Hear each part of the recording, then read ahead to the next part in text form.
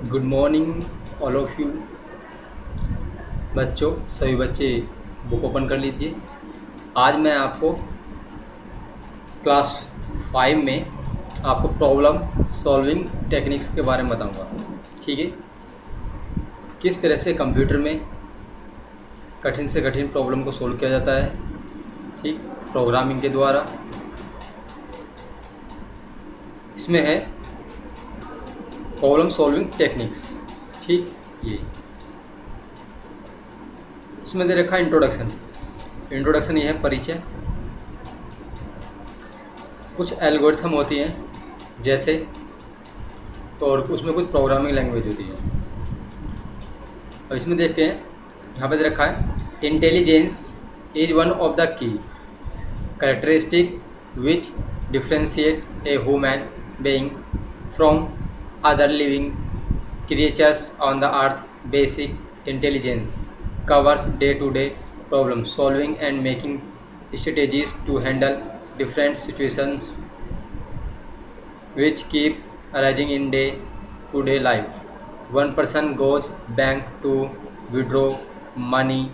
After knowing the balance in his her account, she decide to withdraw the entire amount from his her account, but she has to leave minimum balance in his account. Her deciding about how much amount she might withdraw from the account is one of the example of the basic intelligence during the process of solving any problem. One tries to find the necessary step to be taken in sequence.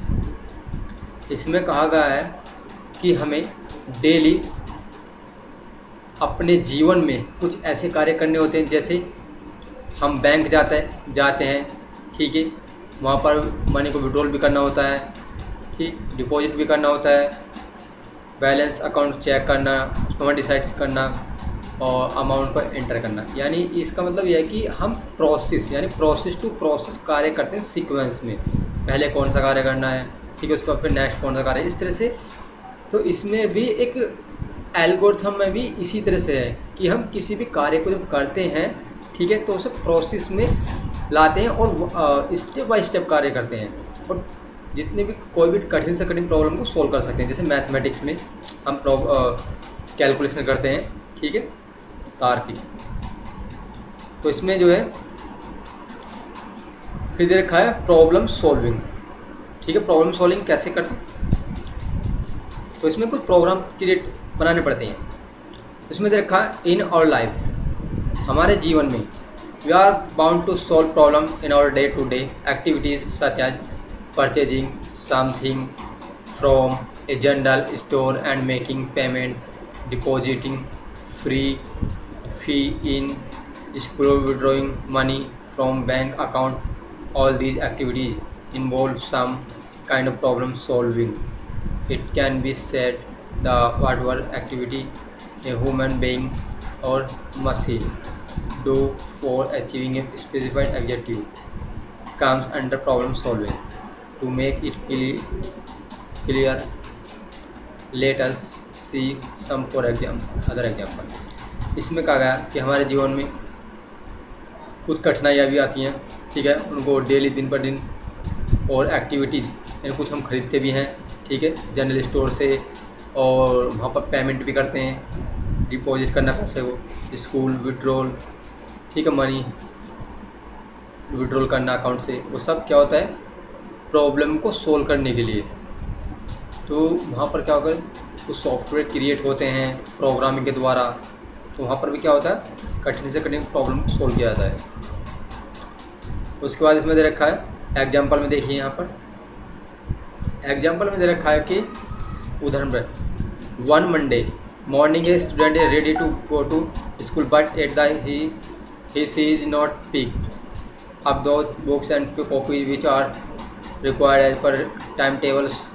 So here picking up books and copies as per timetable is a kind of problem solving. Now broadly we can say that problem is a kind of barrier to achieve something, and problem solving is process to get that barrier removed by performing some sequence of activities.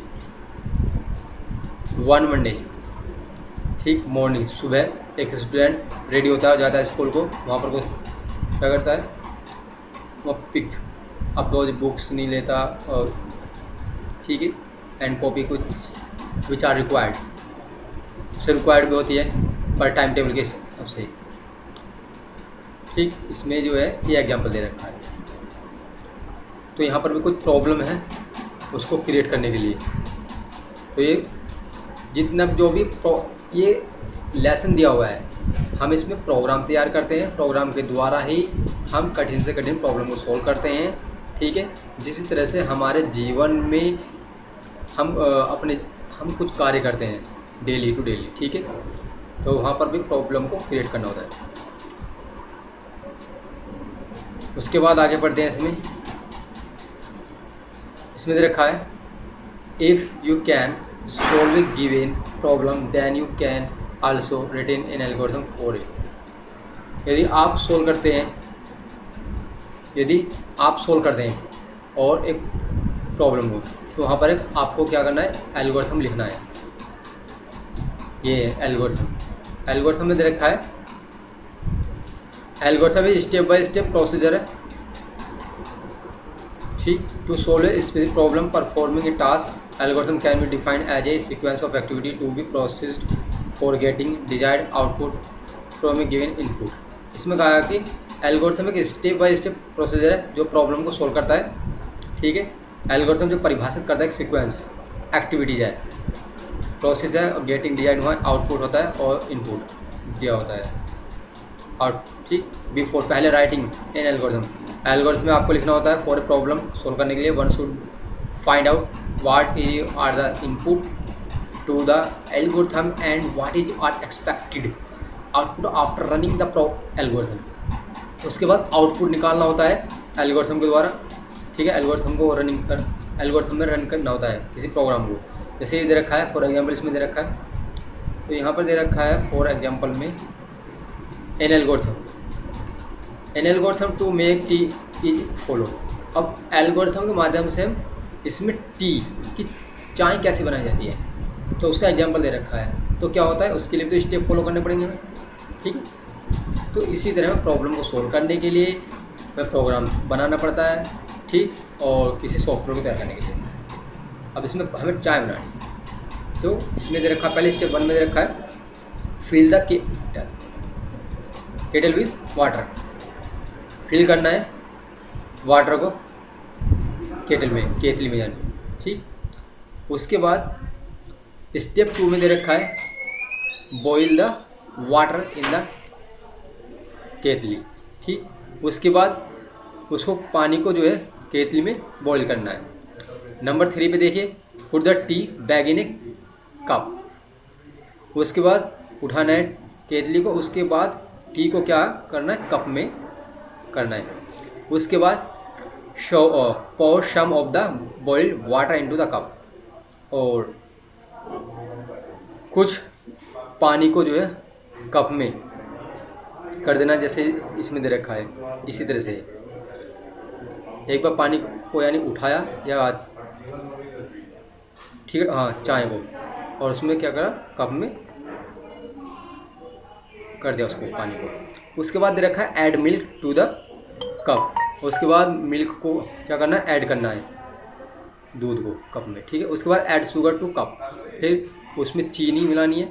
उसके बाद stir the T, उसके बाद वो बनकर तैयार हो जाएगी।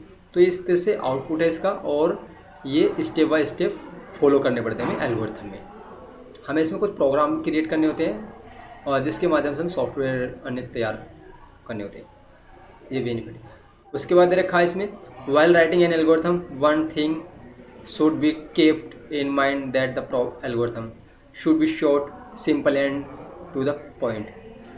वहाँ पर राइटिंग यानी एल्गोरिथम लिखनी होती है, और कुछ पॉइंट पर ध्यान देना होता है हमें।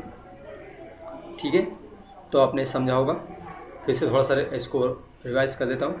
ये जो लेसन है ये एल्गोरिथम पर आधारित है। एल्गोरिथम में हमें स्टेप बाय स्टेप फॉलो करना होता है, किसी भी कार्य पर करना है और प्रोग्राम लिखना होता है। ठीक, उसके बाद फिर उसका आउटपुट निकालना पड़ता है, रिजल्ट। उसके बाद दे रखा है इसमें फ्लो चार्ट दे रखा है। फ्लो चार्ट में दे रखा है इसमें कि flow charts, A flow chart is a picture graphical representation of the problem solving process. A flow chart जो है एक पिक्चर है, ग्राफिकल रिप्रेजेंटेशन। ठीक, जो ग्राफ होता है, ग्राफ पिक्चर्स होती हैं वो, जैसे हमें ओवल, सर्कल, रेक्टेंगल, ट्रायंगल वो यूज करने पड़ते हैं इसमें। ठीक है, तो आज के लिए इतने बच्चों, आगे नेक्स्ट पढ़ाएंगे। धन्यवाद।